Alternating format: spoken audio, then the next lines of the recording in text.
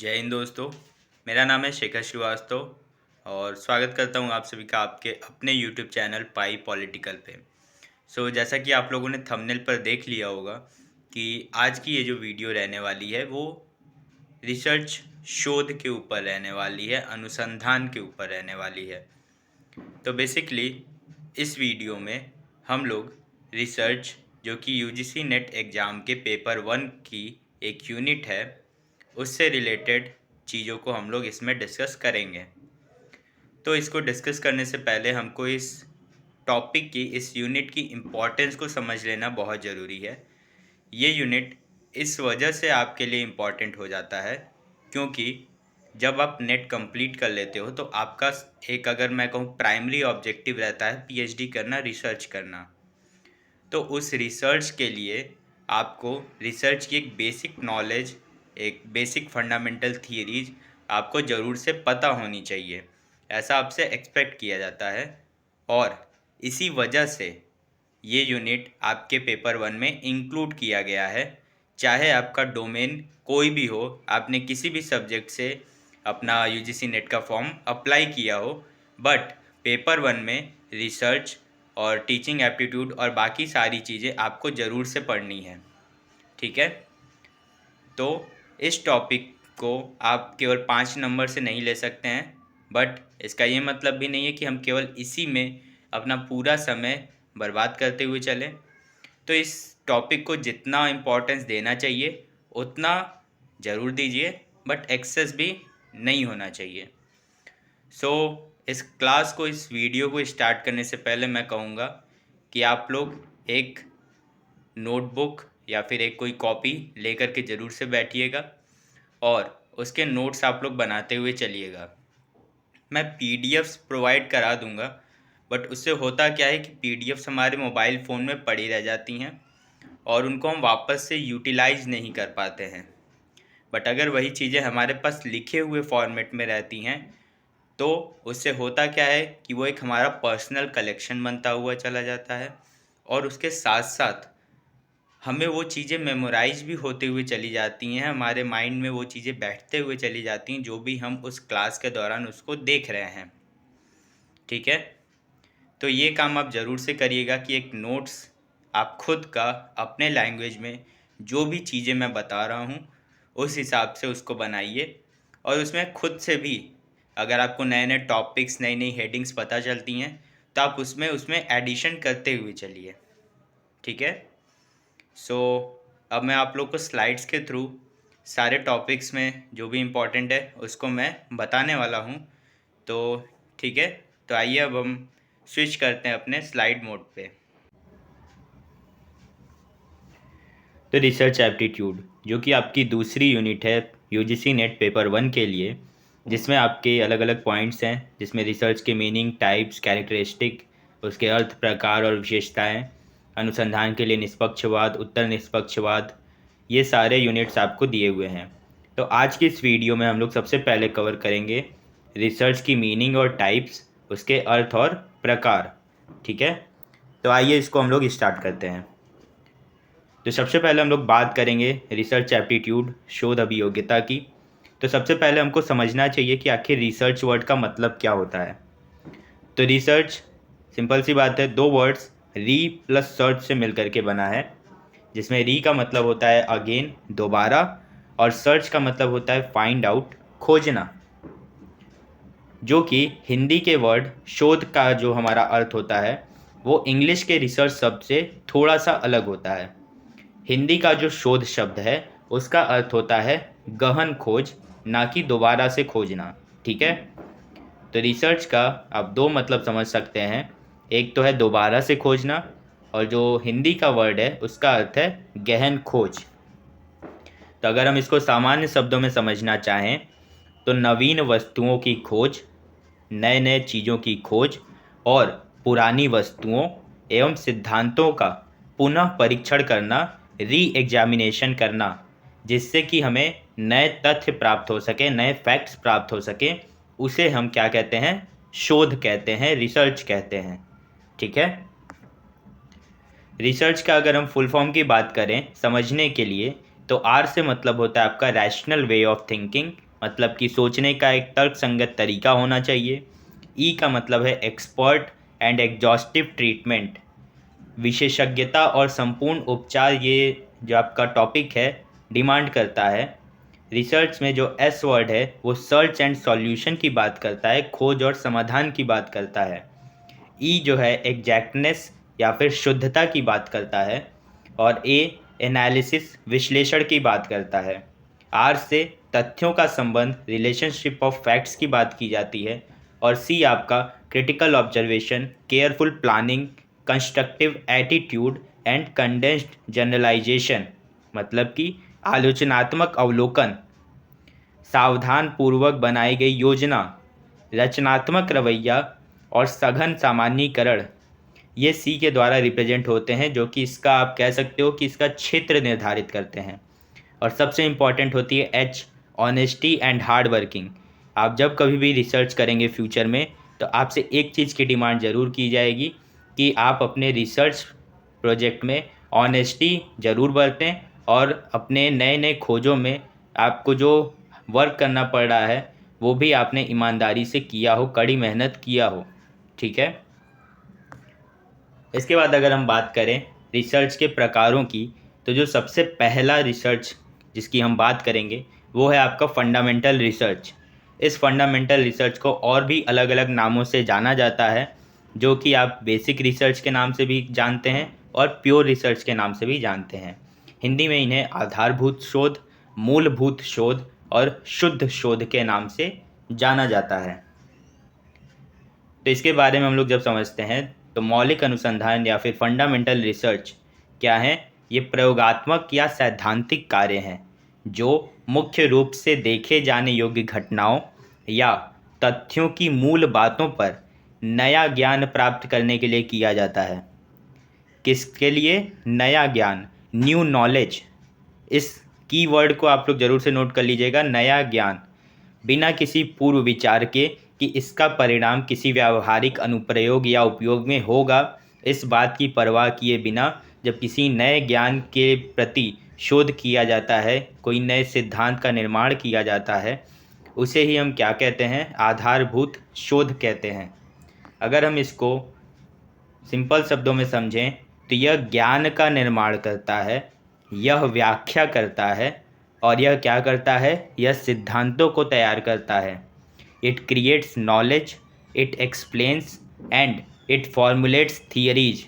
आप सभी देखते हैं नई नई थियरीज का बारे में आप लोग पढ़ते हैं, तो जो भी रिसर्च थियरीज को प्रोड्यूस करती है, फॉर्मुलेट करती है, तो उस रिसर्च को हम क्या बोलेंगे? फंडामेंटल रिसर्च, बेसिक रिसर्च या फिर प्योर रिसर्च। ठीक है। आप देख सकते हैं यहाँ एक एग्जांपल दिया है कि आदि मानव के समय में मान लो दो लोगों ने पत्थर रगड़े, ठीक है, तो उन्होंने केवल अपने मज़े के लिए किया, बट उन्होंने देखा कि उससे क्या हो गया?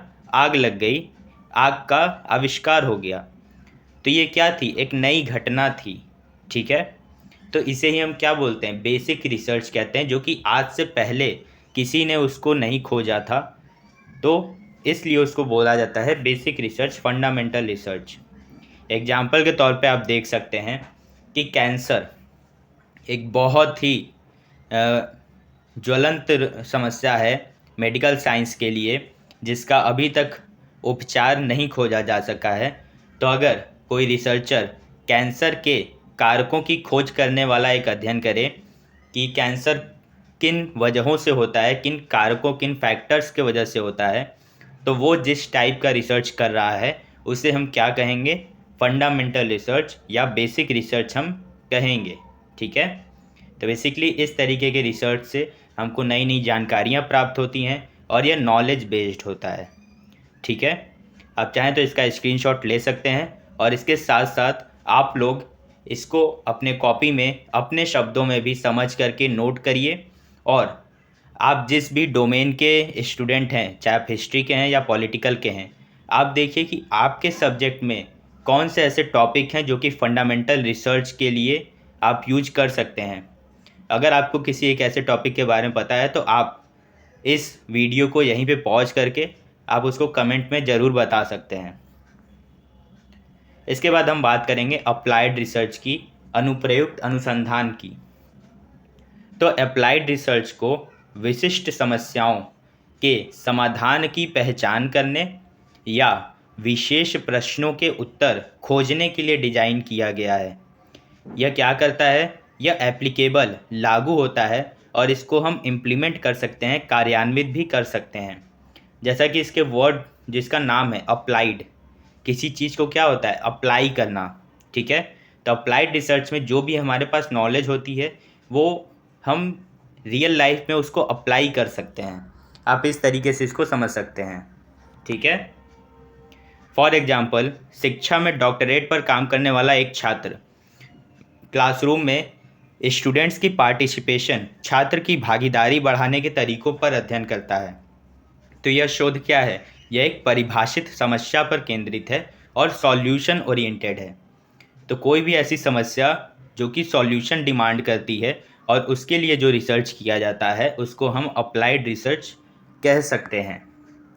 ठीक है, आप यहाँ पे बेसिक साइंस जो भी हम लोगों ने पढ़ा, फंडामेंटल रिसर्च और अप्लाइड रिसर्च, दोनों में आप बेसिक डिफरेंस समझ सकते हैं कि फंडामेंटल बात करता है कि आखिर ये क्यों इम्पोर्टेंट है, ठीक, और अप्लाइड बात करता है कि मैं इसको यूज कैसे कर सकता हूँ। ठीक है, तो ये बेसिक सा डिफरेंस होता है इन दोनों रिसर्च टाइप्स के बीच में। इसके बाद आता है आपका एक्शन रिसर्च, क्रियात्मक शोध। ये बहुत ही इम्पॉर्टेंट रिसर्च है, तो इसको आप लोग ज़रूर से ध्यान रखिएगा। तो क्रियात्मक शोध, एक्शन रिसर्च का मतलब होता है करके सीखना, लर्निंग बाय डूइंग। ठीक है, तो ऐसा रिसर्च जो कि हम करके सीखते हैं, कुछ प्रयोग करके सीखते हैं, उसको हम बोलते हैं एक्शन रिसर्च। क्रियात्मक शोध से अभिप्राय कार्यों की जांच करना, ठीक है, एग्जामिन करना एक्शंस को, वांछित परिणाम लाने में उनकी प्रभावशीलता का आकलन करना, उनकी इफेक्टिवनेस कितनी है एक रिजल्ट को लाने में, और उन परिणामों के आधार पर कार्रवाई का एक तरीका चुनना है। ठीक है, तो यही हमारा क्या होता है? एक्शन रिसर्च होता है। और इस रिसर्च का सबसे ज़्यादा यूज क्लासरूम में, अगर आप में से कोई बीएड कर रहा होगा तो वो समझ सकता है कि उसमें आपको एक पेपर एक्शन रिसर्च भी पढ़ाया जाता है। तो यह रिसर्च बेसिकली आमतौर पर शिक्षकों और प्रिंसिपल्स के लिए एक प्रकार का स्वमूल्यांकन, सेल्फ असेसमेंट और सिलेबस सुधार करने के लिए टीचर सेटिंग्स में उपयोग किया जाता है। ठीक है, तो अगर पूछा जाए कि शिक्षण संबंधी शोध का एक प्रकार बताइए जिससे हम शिक्षा में सुधार ला सकते हैं, तो उसके लिए आंसर आपका होना चाहिए एक्शन रिसर्च। ठीक है, एक एग्जाम्पल आप ले सकते हैं कि एक शिक्षक 5वीं कक्षा के गणित पढ़ाने के अपने तरीकों के बारे में डेटा एकत्र करता है और पहली स्कूल तिमाही के अंत में उसने पाया कि केवल 33%, एक तिहाई छात्रों ने अवधारणाओं में दक्षता प्रदर्शित की, कॉन्सेप्ट में उन्होंने एक्सीलेंस दिखाया। तो नतीजतन क्या होगा? शिक्षक दूसरी तिमाही के लिए नए तरीके लागू करता है ताकि वो और भी अच्छे परिणाम अपने छात्रों से, अपने स्टूडेंट से पा सके। ठीक है, इसके बाद जो अगला रिसर्च है वो है कॉजल रिसर्च या फिर एक्सप्लेनेटरी रिसर्च। कॉजल रिसर्च को ही एक्सप्लेनेटरी रिसर्च, कारणात्मक या व्याख्यात्मक शोध के नाम से जाना जाता है। तो कारणात्मक अनुसंधान, जिसे व्याख्यात्मक शोध भी कहा जाता है, वो चरों के बीच, वेरिएबल्स के बीच, वेरिएबल्स क्या होते हैं? ऐसे फैक्टर्स जो कि किसी और फैक्टर पे डिपेंड करते हैं, उनके बीच कारण और प्रभाव, कॉज एंड इफेक्ट रिलेशनशिप को निर्धारित करने का प्रयास करता है। ठीक है, यह पहचानता है कि एक वेरिएबल दूसरे में कितना परिवर्तन कर सकता है, कितना चेंज कर सकता है। वर्तमान प्रक्रियाओं और प्रक्रियाओं का मूल्यांकन करने और यह डिसाइड करने के लिए कि क्या और कैसे चेंज होना चाहिए, कैसे परिवर्तन होना चाहिए, कारणात्मक अनुसंधान बहुत ही इसमें महत्वपूर्ण भूमिका अदा करता है। ठीक है, इसको आप इस तरीके से समझ सकते हैं कि मान लो 6 महीने के रोजगार के बाद कोविड आया था, आप सभी ने देखा था। 6 महीने के रोजगार के बाद वर्क फ्रॉम होम पॉलिसी की स्थापना से पहले और बाद में एक व्यवसाय अध्ययन, कर्मचारी प्रतिधारण दर, यह देखने के लिए कि क्या दृष्टिकोण कर्मचारी प्रतिधारण को बढ़ाता है। ठीक है, मीन्स जो आपका एम्प्लॉय है उसका जो पार्टिसिपेशन रेट है क्या वो बढ़ता है, इस बारे में जो शोध बात करता है उसे हम कहते हैं कारणात्मक या फिर व्याख्यात्मक शोध। इसके बाद जो अगला रिसर्च है, अगला शोध है, वो है क्लासिफिकेशन रिसर्च, वर्गीकरण अनुसंधान। वर्गीकरण अनुसंधान बेसिकली एक समूह के व्यक्तिगत तत्वों को बड़े समूहों मीन्स बिग क्लास में या उप समूहों सब क्लासेस में पहचानने और उनको क्लासीफाई वर्गीकृत करने का प्रयास करता है। इसको हम एक एग्जांपल से समझ सकते हैं कि मान लो एक कोई शोध करता है, एक रिसर्चर है जो कि एक पशु प्रजाति का अध्ययन करता है, कोई एक बायोलॉजिस्ट है, ठीक, और उसने उन्हें उनकी साझा विशेषताओं, जो उनके बीच में कॉमन कुछ फीचर्स हैं, कुछ विशेषताएं हैं, उसके आधार पर उनको परिभाषित श्रेणियों में रखते हैं।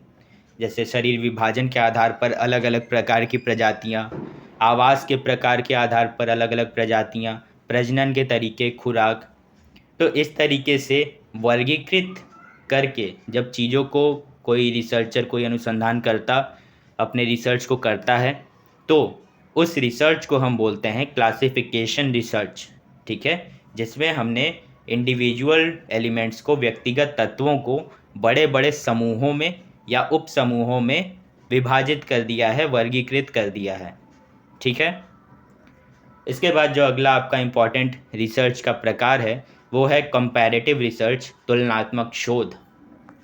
जैसा इसके नाम से आपको दिख रहा होगा कि तुलनात्मक शोध दो व्यक्तियों, विषयों या समूहों के बीच समानता और अंतर की पहचान करता है, ठीक है। फॉर एग्जाम्पल, एक व्यवसाय स्वामी नए किराया प्रशिक्षण दस्तावेजीकरण की समीक्षा करता है। इसको आप सिंपल भाषा में समझो कि कोई एक मकान मालिक है जो कि नए किराए के लिए क्या करता है, उसका प्रशिक्षण का दस्तावेजीकरण की समीक्षा करता है और पता चलता है कि जो नए कर्मचारी हैं उनके उन्मुखीकरण और उनके प्रारंभिक विभागीय प्रशिक्षण में समान जानकारी प्राप्त होती है। विभाग विशिष्ट प्रशिक्षण के लिए अधिक समय की अनुमति देने के लिए स्वामी एक सत्र में सामग्री शामिल करता है। इसको आप सिंपल से शब्दों में समझिए कि जब भी हमको दो व्यक्तियों, विषयों या समूहों के बीच समानता या अंतर की पहचान करनी हो और उसके संबंध में जो भी हम शोध या रिसर्च करते हैं उसको हम तुलनात्मक शोध के नाम से जानते हैं। इसके बाद जो अगला रिसर्च का टॉपिक है वो है क्रॉस सेक्शनल रिसर्च, क्रॉस अनुभागीय या तुल्यकालिक शोध। ये बेसिकली एक समय में एक समूह या उप समूह का अध्ययन करता है, ठीक है।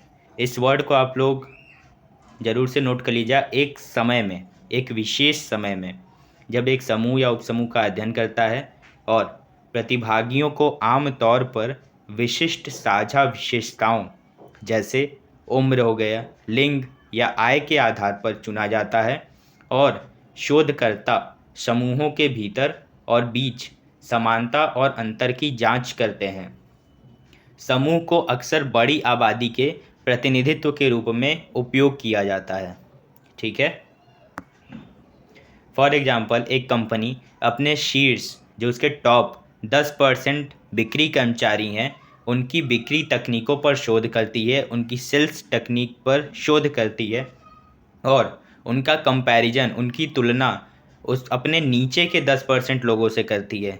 मीन्स टॉप के 10% और बॉटम के 10%, उनके बीच में जब उसने कंपेयर किया तो यह कंपनी को सबसे सफल और सबसे कम सफल जो सेल्स की विधियां हैं, सेल्स के मेथड है, उनकी जानकारी प्रदान करता है, ठीक है। तो क्रॉस अनुभागी, क्रॉस सेक्शनल रिसर्च बेसिकली एक टाइम फ्रेम में एक समूह या अलग अलग सब उप समूहों का अध्ययन करने की सुविधा प्रदान करता है, ठीक है। तो ये हो गया आपका क्रॉस सेक्शनल रिसर्च। ये बहुत ही इंपॉर्टेंट रिसर्च का टाइप है जिससे आपके क्वेश्चंस फ्रेम होते हैं आपके एग्जाम में। इसके बाद हम बात करते हैं इंडक्टिव रिसर्च की। इंडक्टिव रिसर्च आगमनात्मक अनुसंधान, जिसे सिद्धांत निर्माण अनुसंधान के रूप में भी जाना जाता है। मतलब कि ये रिसर्च टाइप एक तरीके से इसको हम कह सकते हैं कि इसको थियरी बिल्डिंग रिसर्च भी कहा जाता है। ये सिद्धांतों का निर्माण करता है, ठीक है। सिद्धांतों के निर्माण से संबंधित रिसर्च की एक प्रकार की बात की जाए तो आप सिंपल सा नाम लेंगे इंडक्टिव रिसर्च का, ठीक। तो ये किस तरीके से काम करता है, यह बेसिकली डेटा को एकत्र करता है जो किसी प्रक्रिया या घटना के बारे में एक नया सिद्धांत विकसित करने में मदद कर सकता है। यह अवलोकनों और प्रतिमानों की जांच करता है और इन प्रतिमानों की व्याख्या करने के लिए कई सारी परिकल्पनाएं, हाइपोथेसिस प्रस्तुत करता है, प्रेजेंट करता है। इंडक्टिव रिसर्च, आगमनात्मक अनुसंधान, अक्सर सिद्धांत निर्माण, थियरीज को बनाने से पहले जो सबसे पहला स्टेप होता है वही आपका इंडक्टिव रिसर्च होता है। ठीक है। एग्जाम्पल के लिए, जब रिसर्चर्स ने देखा कि 12 अंतर्राष्ट्रीय निगमों ने एक ही साल में इन हाउस कार्बन उत्सर्जन मानकों को लागू किया तो दुनिया भर में उत्सर्जन में गिरावट आई।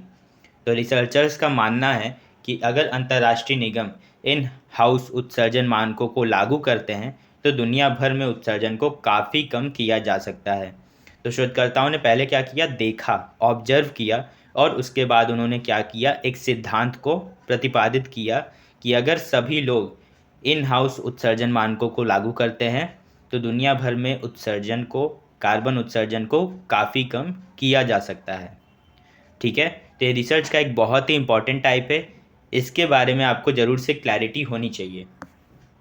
इंडक्टिव रिसर्च के बाद आता है आपका डिडक्टिव रिसर्च, निगमनात्मक शोध। यह बेसिकली आगमनात्मक अनुसंधान, इंडक्टिव का जस्ट विपरीत प्रकार है और यह व्यापक से विशिष्ट की ओर बढ़ता है। इसमें क्या होता है कि शोधकर्ता एक परिकल्पना चुनते हैं, एक हाइपोथेसिस चुनते हैं और प्रयोग या अवलोकन के माध्यम से इसकी सटीकता का परीक्षण करते हैं। ठीक है।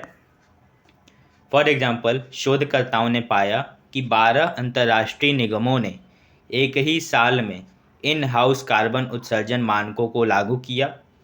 इन उपायों को लागू करने से पहले और बाद में वैश्विक उत्सर्जन स्तरों की तुलना करने के लिए वे निगमनात्मक शोध का उपयोग करते हैं। ठीक है। इसके बाद जो अगला रिसर्च का टाइप है वो है आपका एक्सप्लोरेटरी रिसर्च, खोजपूर्ण शोध। खोजपूर्ण शोध इस बात की जांच करता है कि किसी विषय के बारे में पहले से क्या ज्ञात है, आपको क्या पता है और कौन सी अतिरिक्त जानकारी प्रासंगिक हो सकती है, रेलेवेंट हो सकती है। ठीक है। तो ये उन चीज़ों के बारे में शोध करता है, खोज करता है। फॉर एग्जाम्पल, हम सभी इस बात पर विचार कर सकते हैं कि वर्तमान में 1 साल के मैटरनल लीव, मातृत्व और पैटर्नल लीव, पितृत्व अवकाश कार्यक्रमों की सफलता के बारे में क्या ज्ञात है। आपके शोध में सभी प्रासंगिक जानकारी एकत्र करना और इसे एक सुलभ प्रारूप में संकलित करना, उसको कलेक्ट करना शामिल है, जो अभी तक उपलब्ध नहीं था। ठीक है। तो आपके जो निष्कर्ष आएंगे वो क्या होंगे, वो ज्ञान में अंतराल प्रकट कर सकते हैं, गैप प्रकट कर सकते हैं, जिससे क्या होगा कि भविष्य में, फ्यूचर में बाकी लोग भी उसके ऊपर क्या कर सकते हैं, रिसर्च कर सकते हैं, शोध कर सकते हैं। ठीक है। तो ये एक बहुत ही प्रचलित शोध का प्रकार है जिसे हम एक्सप्लोरेटरी रिसर्च के नाम से जानते हैं। इसके बाद होता है आपका फील्ड रिसर्च, फील्ड शोध। जैसा कि इसके नाम से ही हम सभी को पता है कि फील्ड अनुसंधान तब होता है जब प्रतिभागी या विषय स्थान पर होते हैं, फील्ड पर होते हैं, मीन्स लोकेशन पर होते हैं। ठीक है। तो इस प्रकार के शोध के लिए ऑन साइट अवलोकन, ऑब्जर्वेशन और डेटा संग्रह की आवश्यकता होती है। अगर हम इसके उदाहरणों की बात करें तो मान लो एक मैन्युफैक्चरिंग प्लांट है जो कि एक एनवायरमेंटल इंजीनियरिंग फर्म को हायर करता है ताकि अपनी एयर क्वालिटी को, जो कि उसके प्लांट की एयर क्वालिटी है, उसको टेस्ट करके इंश्योर किया जा सके कि जितनी भी हेल्थ और सेफ्टी से रिलेटेड गुणवत्ता का जो एक मानक होना चाहिए वो मेंटेन हो रहा है या नहीं हो रहा है। इसके लिए वो उसको हायर करती है। तो जो शोध करता है वो नमूने एकत्र करने के लिए क्या करेगा, वो उस प्लांट पे जाएगा, वहाँ पे चीज़ों को देखेगा और उसके बाद अपने रिपोर्ट को प्रस्तुत करेगा। तो इसमें क्या हो रहा है, उस शोधकर्ता को नमूने एकत्र करने के लिए क्या करना हो रहा है, उसको फील्ड पर जाना पड़ रहा है। तो इसलिए इसको हम कह सकते हैं फील्ड रिसर्च, फील्ड शोध। ठीक है। इसके बाद आता है आपका फिक्स्ड रिसर्च, निश्चित शोध। निश्चित शोध में समय से पहले निर्धारित प्रक्रियाएं शामिल होती हैं, जैसे परीक्षण कितनी बार होगा या कहाँ होगा, विषयों की संख्या क्या होगी, उनके प्रकार कितने होंगे, अनुसंधान चर कम करने के लिए सटीक स्थितियों और पूर्व निर्धारित प्रोटोकॉल के अनुपालन पर निर्भर करता है। मतलब कि इसमें सारी चीज़ें पहले से फिक्स्ड होती हैं इनमें किसी भी चीज़ में परिवर्तन नहीं होता है कि समय के हिसाब से हमने अपने किसी एक स्टेप को कम कर लिया, तो इसमें ऐसी छूट, ऐसी स्वतंत्रता नहीं मिलती है, इसलिए इन्हें फिक्स्ड रिसर्च कहते हैं। मान लो एक शोधकर्ता यह परीक्षण करना चाहता है कि विभिन्न लेबल किसी स्पोर्ट ड्रिंक के उपभोक्ताओं की रेटिंग को कैसे प्रभावित करते हैं। तो जो पार्टिसिपेंट हैं या प्रतिभागी हैं उनको एक ही समय में विभिन्न लेबल के साथ एक ही पेय दिया जाता है और टेस्ट और समग्र छापों के बारे में एक सर्वे किया जाता है। तो जो अध्ययन की वैधता के लिए प्रत्येक पेय प्रदान करने का समय और उसके बाद के जितने भी सर्वे हैं वो सभी क्या हैं, महत्वपूर्ण हैं, इम्पॉर्टेंट हैं। ठीक है, तो इसमें सारी चीज़ें फिक्स रहती हैं, सारे स्टेप्स क्या होते हैं आपके, फिक्स रहते हैं। तो ये होता है आपका फिक्स्ड रिसर्च, निश्चित शोध। इसके बाद जो अगला प्रकार है वो है लैबोरेटरी रिसर्च, प्रयोगशाला शोध। तो प्रयोगशाला अनुसंधान क्षेत्र के बजाय एक नियंत्रित प्रयोगशाला, एक लैब में होता है।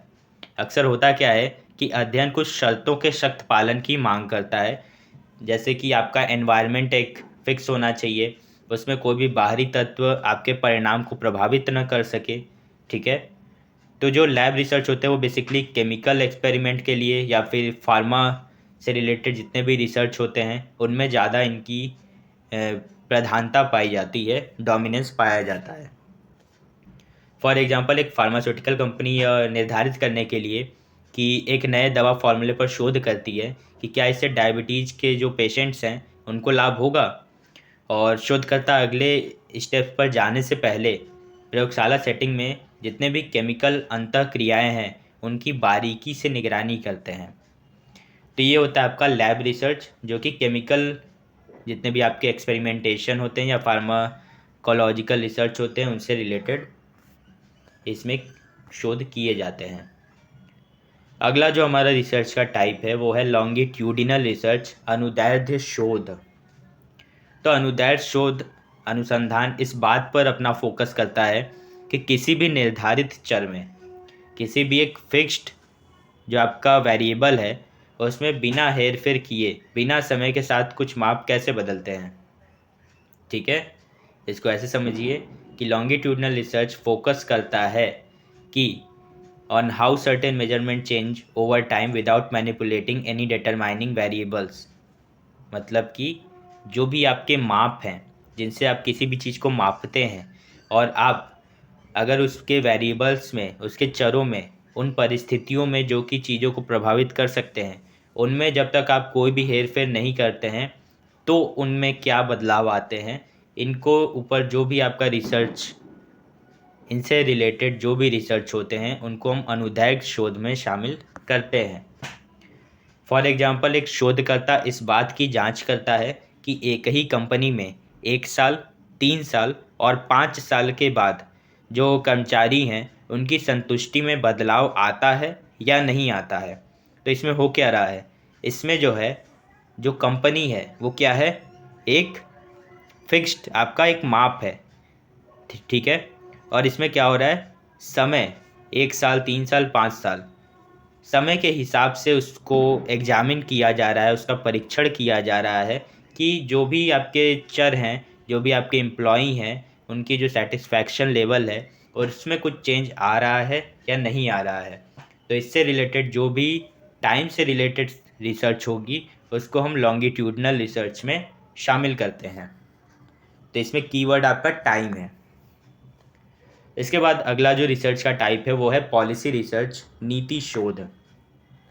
नीति शोध वर्तमान सरकार या सामाजिक नीतियों के प्रभावों की जांच करता है। बेसिकली नीति शोधकर्ता अक्सर सरकारी एजेंसियों के साथ या उनके भीतर रह करके काम करते हैं। फॉर एग्जांपल एक एजेंसी रिसर्च कर सकती है कि टीका वितरण की नीति ग्रामीण क्षेत्रों के निवासियों को कैसे प्रभावित करेगी। तो इससे परिणाम बदल सकते हैं, जहां सरकार मुफ्त शॉर्ट क्लिनिक स्थापित कर सकती है। तो जो भी रिसर्च गवर्नमेंट पॉलिसी से रिलेटेड होते हैं उनको हम पॉलिसी रिसर्च के नाम से जानते हैं। अगला रिसर्च का टाइप है आपका क्वालिटेटिव रिसर्च, गुणात्मक शोध। तो गुणात्मक शोध में हम उस तरीके के डेटा को शामिल करते हैं जो कि गैर संख्यात्मक होते हैं, नॉन न्यूमेरिकल होते हैं, जैसे किसी का ओपिनियन, किसी की राय या फिर लिटरेचर, साहित्य इनको आप नंबर्स में काउंट नहीं कर सकते हैं। तो यह किसी स्थिति में शामिल अर्थों और भावनाओं को प्राप्त करने के लिए विवरण का उपयोग करता है। तो इसमें गुणात्मकता की विशेषता, क्वालिटी की विशेषता पाई जाती है, इसलिए इसको हम क्वालिटेटिव रिसर्च के नाम से जानते हैं। जैसे एक विपणन संगठन है, एक मार्केटिंग ऑर्गेनाइजेशन है, उससे प्रतिक्रिया प्राप्त करने के लिए, रिस्पॉन्स प्राप्त करने के लिए और इसे सार्वजनिक रूप से प्रसारित करने से पहले फोकस समूह को एक नया विज्ञापन प्रस्तुत करता है।